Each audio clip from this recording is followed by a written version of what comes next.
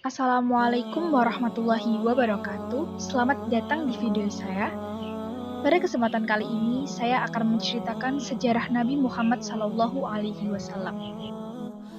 Nabi Muhammad SAW adalah nabi terakhir yang diutus ke muka bumi untuk membawa umatnya ke jalan yang benar.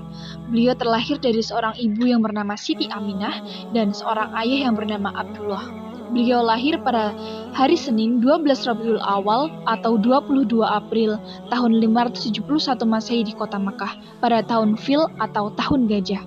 Dan wafat pada tanggal 8 Juni 632 Masehi di Madinah dalam usia 63 tahun.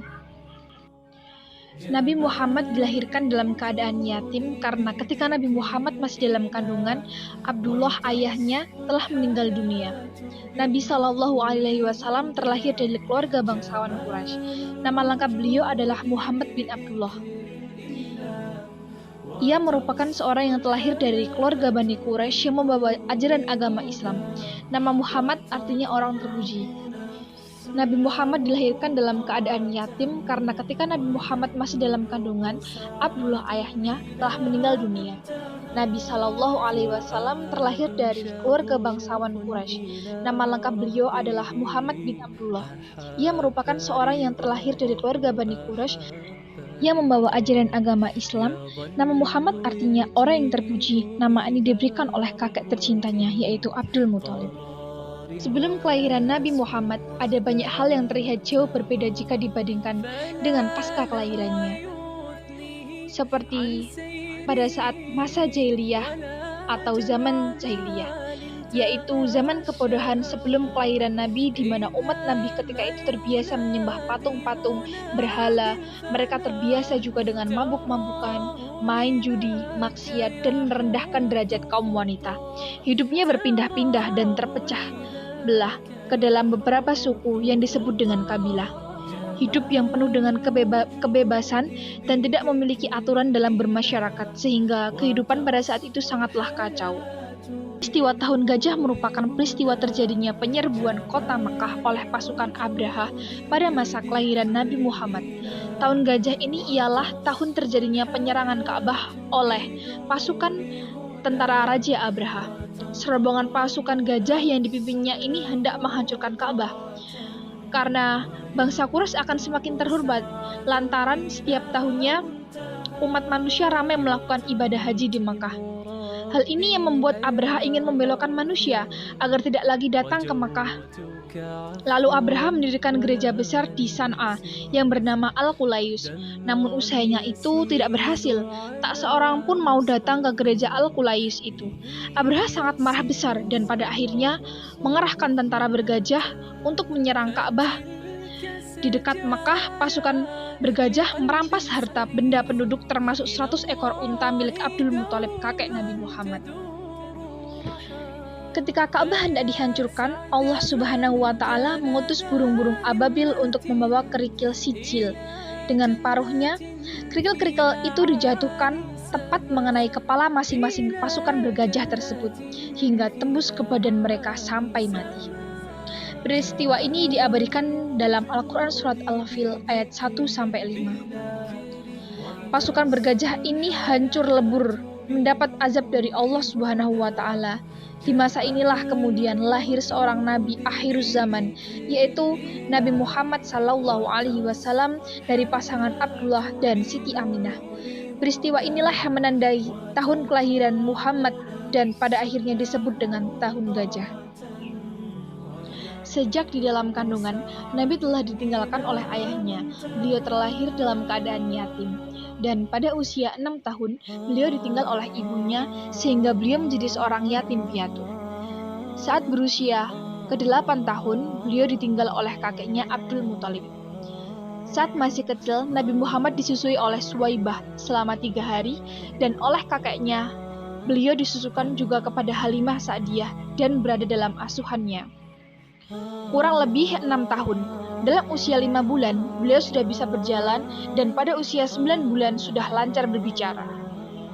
Semasa kecil beliau mengembala kambing. Pada usia 12 tahun, Nabi diajak berdagang ke negeri Syam oleh Abu Thalib pamannya. Beliau diasuh pamannya setelah ditinggal wafat kakeknya dan dan pamannya mengasuh serta menjaga Nabi. Suatu hari ketika Nabi berumur 4 tahun, malaikat Jibril mendatangi Nabi dan dibelahnya dada Nabi lalu mengeluarkan isinya. Dalam sebuah hadis dikatakan, segumpal darah dari dada Nabi Muhammad SAW. Kemudian malaikat Jibril mencucinya dan menatanya kembali ke tempatnya semula, dan Nabi Muhammad tetap dalam keadaan sehat. Rasulullah SAW menerima wahyu untuk menyampaikan dan menyiarkannya, yaitu ajaran agama Islam, dan mengajak umat manusia untuk menyembah Allah Subhanahu wa Ta'ala. Beliau menyampaikan dakwahnya secara sembunyi-sembunyi.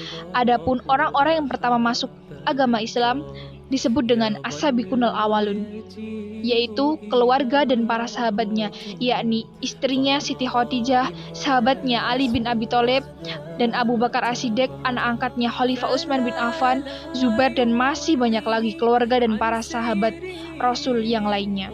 Selama 3 tahun lamanya Rasulullah SAW berdakwah secara sembunyi-sembunyi dari satu rumah ke rumah lainnya, sampai kemudian turunlah surat Al-Hijr ayat 94 yang artinya, maka sampaikanlah secara terang-terangan segala yang telah diperintahkan kepadamu dan berpalinglah dari orang-orang musyrik.